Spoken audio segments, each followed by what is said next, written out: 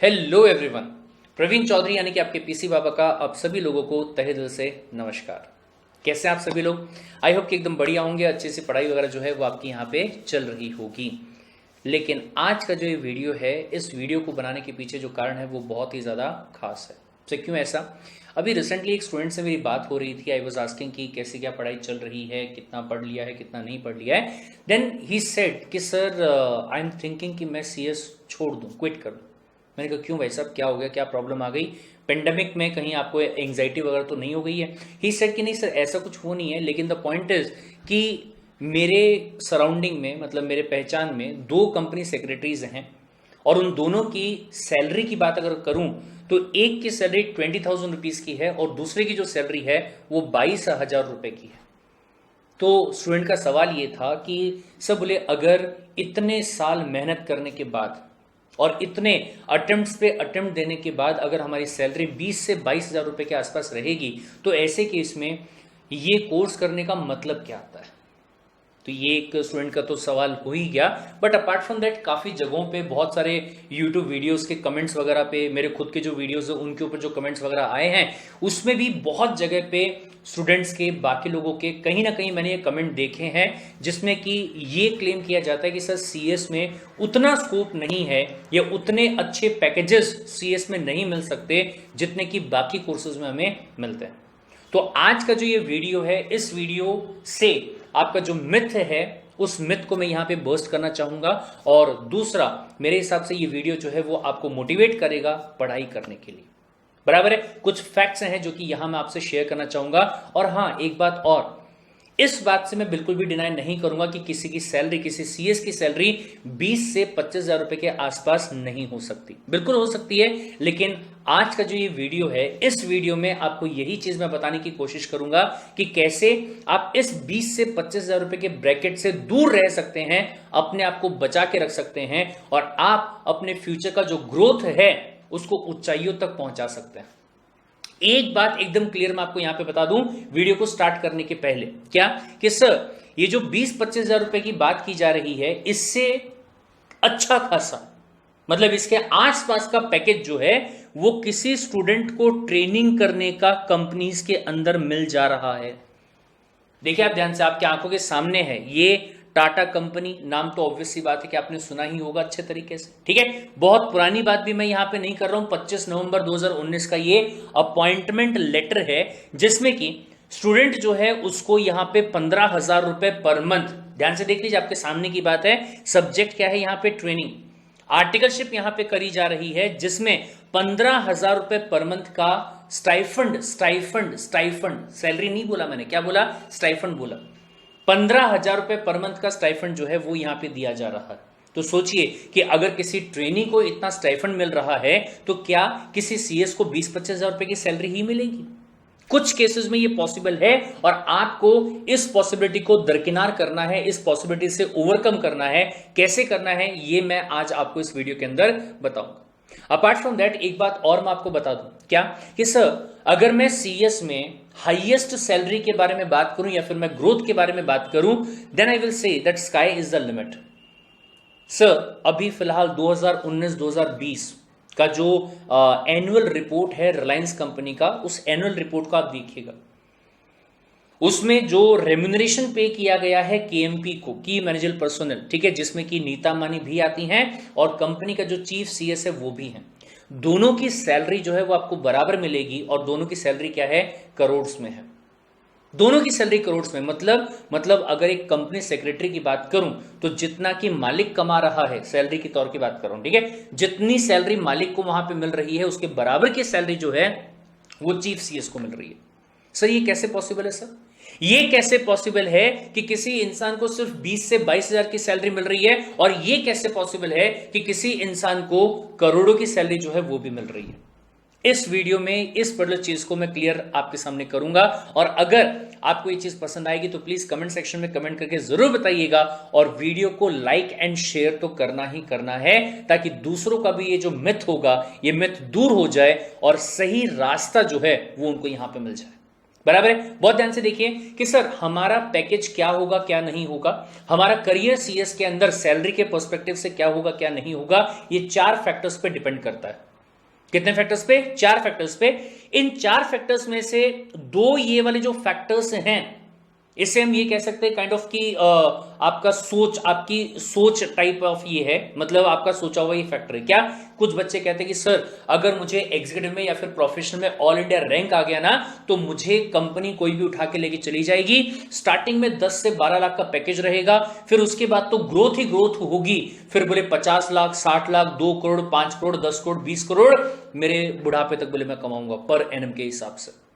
ऐसा कुछ बच्चों ने क्लेम किया है, ठीक है। दूसरा, कुछ बच्चे ऐसा भी क्लेम करते कि सर अगर हमारा जो एग्जाम है एक ही अटेम्प्ट में निकल गया, मतलब पहले अटेम्प्ट में मैंने एग्जीक्यूटिव को पास कर लिया, फिर उसके बाद में अगले अटेम्प्ट में मैंने प्रोफेशनल को पास कर लिया, तो जब मेरे रेज्यूमे में लिखा हुआ होगा कि एक ही अटेम्प्ट में मैंने सीएस को पास किया है, तब भी मेरा पैकेज जो है वो अच्छा खासा होगा और मुझे फ्यूचर में अच्छी खासी ग्रोथ जो है वो मिलेगी।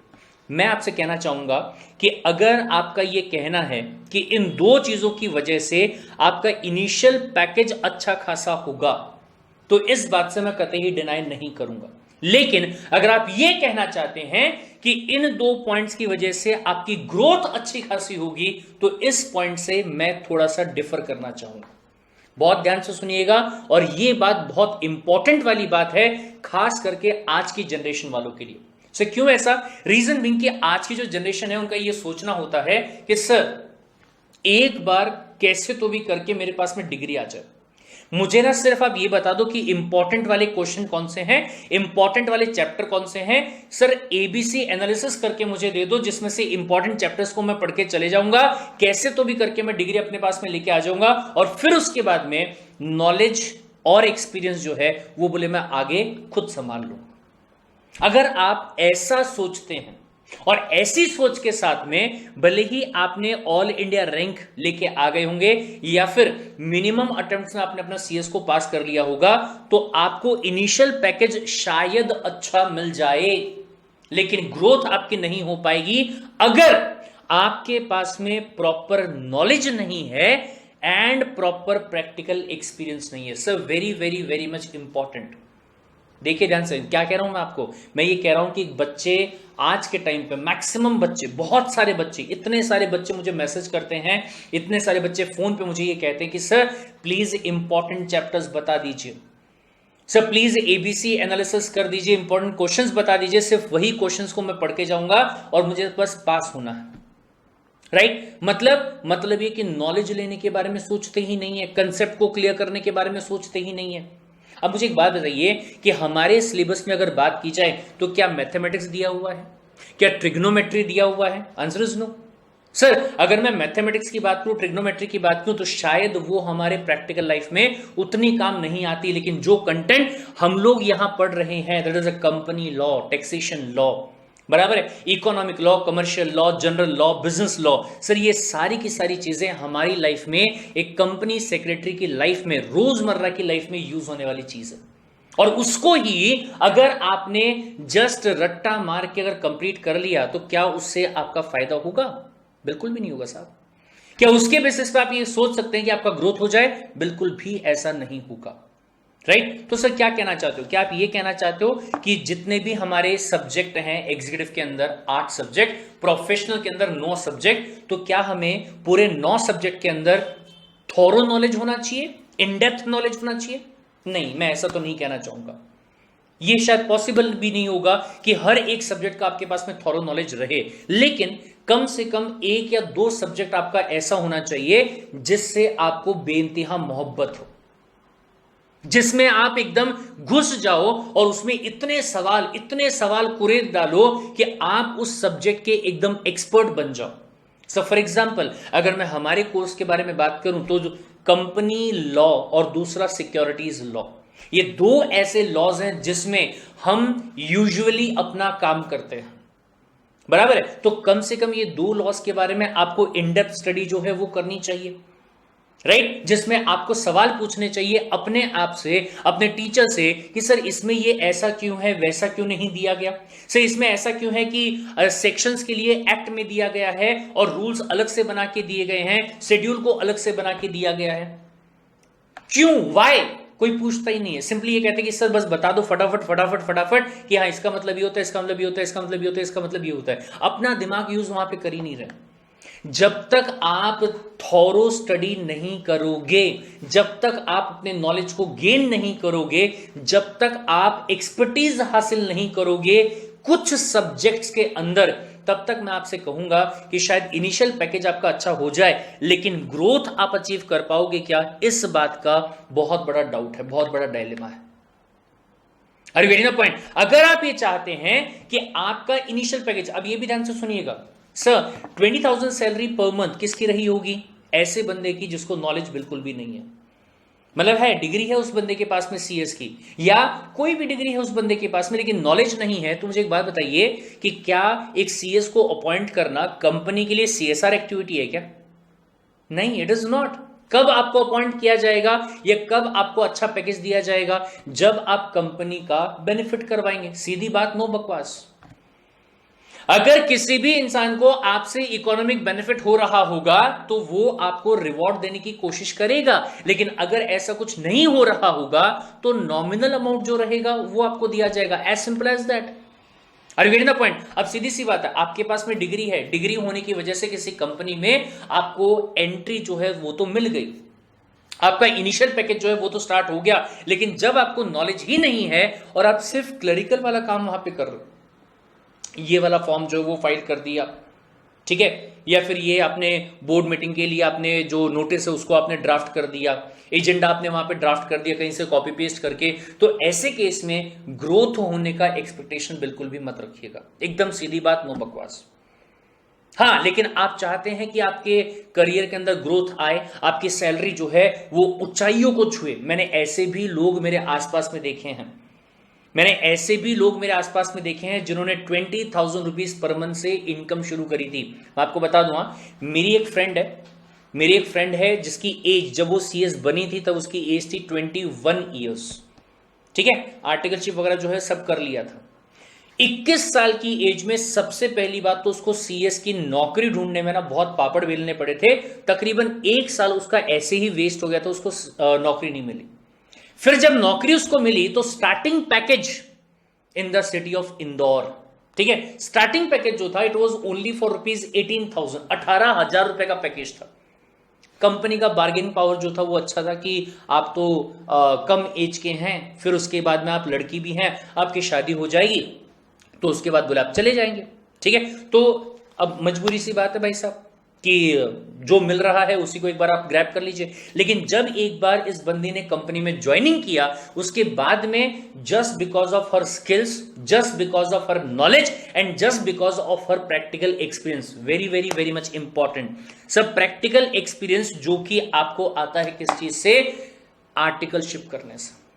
आर्टिकलशिप ईमानदारी से करने से। अगर आपने अपनी आर्टिकलशिप को ईमानदारी से किया होगा तो ऑब्वियस सी बात है कि आपको अलग अलग पहलू जो है वो समझ में आएंगे, आपको लीगल रिक्वायरमेंट जो होंगी उसका अंदाजा जो है वो होगा और अकॉर्डिंगली प्रॉपर वर्क आप कर पाएंगे, कंपनी को प्रॉपर गाइडेंस आप कर पाएंगे, टाइम पे कंप्लायंसेस आप जो है वो सब कर पाएंगे, राइट। यू वोंट बिलीव कि आज से तकरीबन 4 साल पहले उस बंदे ने उस कंपनी में ज्वाइन किया था for 18,000 rupees only, and even into this pandemic right now she is earning 66,000 rupees per month into the same company। दूसरी कंपनी की बात नहीं कर रहा हूं मैं, उसी सेम कंपनी के अंदर 66,000 रुपीज पर मंथ की इनकम जो है वो वहां पे अर्न कर रही है, राइट। सर कैसे पॉसिबल हो पाए ये चीज? बहुत ही सिंपल सी बात है। माना कि उस बंदी की स्टार्टिंग में एज जो है वो काफी कम थी, 21 साल की एज में सीएस बन गई, ठीक है, लेकिन उस बंदी ने जब पहले अपनी पढ़ाई करी उस टाइम पे बहुत ही अच्छे तरीके से थॉरो नॉलेज जो है वो लिया, मेनली सिक्योरिटीज लॉ का। सिक्योरिटीज लॉ का जो सब्जेक्ट था उसका फेवरेट सब्जेक्ट हुआ करता था, और जिस कंपनी में उसको जॉब मिली, भले ही 18,000 की मिली, लेकिन लिस्टेड कंपनी में उसको जॉब मिली। अब लिस्टेड कंपनी की बात अगर आप करेंगे तो अगेन समंदर जो है वो आपके लिए पूरा का पूरा खुला हुआ है, वहां पे आप अच्छे से काम कर सकते हैं और अपने आप को जितना चाहे उतना ग्रो कर सकते हैं अगर आप काम अच्छे से करेंगे तो। अदरवाइज ये भी हो सकता है कि 1 महीने में आपको लात मार के भगा दिया जाए, राइट। तो बंदी को नॉलेज भी अच्छी खासी थी, एज वेल एज जिस टाइम पे उस बंदी का ट्रेनिंग हुआ करता था, आर्टिकलशिप का जो टाइम पीरियड हुआ करता था, तो उस आर्टिकलशिप के अंदर वो बंदी अच्छे तरीके से एक एक काम को समझ के और इन डेप्थ में जाके किया करते थे। इट वॉज नॉट लाइक कि हाँ ठीक है यहां से उठा के कॉपी करके यहां पे पेस्ट कर दो, और अगर कभी ऐसा किया भी तो दिमाग लगा के कि यहां से जो उठा के यहां कॉपी किया जा रहा है क्या एग्जैक्ट कॉपी करना है या उसमें कोई चेंजेस भी करने हैं, not only into the name and addresses of the client but also into the provisions of law. Are you getting the point? तो अगर ये चीज आप करते हैं तो देखिए मैंने आपको सीधा सीधा बताया, क्या 4 साल के अंदर 66,000 ग्रोथ की बात मैं यहां पे आपसे कर रहा हूं, बहुत ध्यान से देखिएगा। आपको ऐसा भी मिलेगा कि देयर विल बी पीपल जिनका स्टार्टिंग जो है वो शायद 10 लाख से हुआ, ठीक है, और करियर के एंड में जाते जाते वो शायद 40 लाख रुपए पर एनम के हिसाब से कमा रहे हैं। ऐसा कुछ उनका ग्रोथ हो सकता है। लेकिन वहीं पे देयर कैन बी पीपल जिनका स्टार्टिंग 5 लाख से हुआ, लेकिन चूंकि उनका नॉलेज अच्छा था, प्रैक्टिकल एक्सपीरियंस अच्छा था, तो उनका पैकेज जो है वो सालाना 90 लाख के आसपास चला गया। ग्रोथ उनका स्टीपियर रहा। Are you getting the point? तो सबसे ज्यादा इंपॉर्टेंट वाली चीज बहुत ध्यान से देखिएगा, ये तो बिल्कुल भी समझ के मत चलिए कि अगर आपको ऑल इंडिया रैंक नहीं आया तो आप कोई काम के नहीं हैं। ये भी मत सोच के चलिएगा कि अगर आपने कम नंबर ऑफ अटेम्प्ट्स में सीएस पास नहीं किया तो भी आपका पैकेज अच्छा नहीं रहेगा।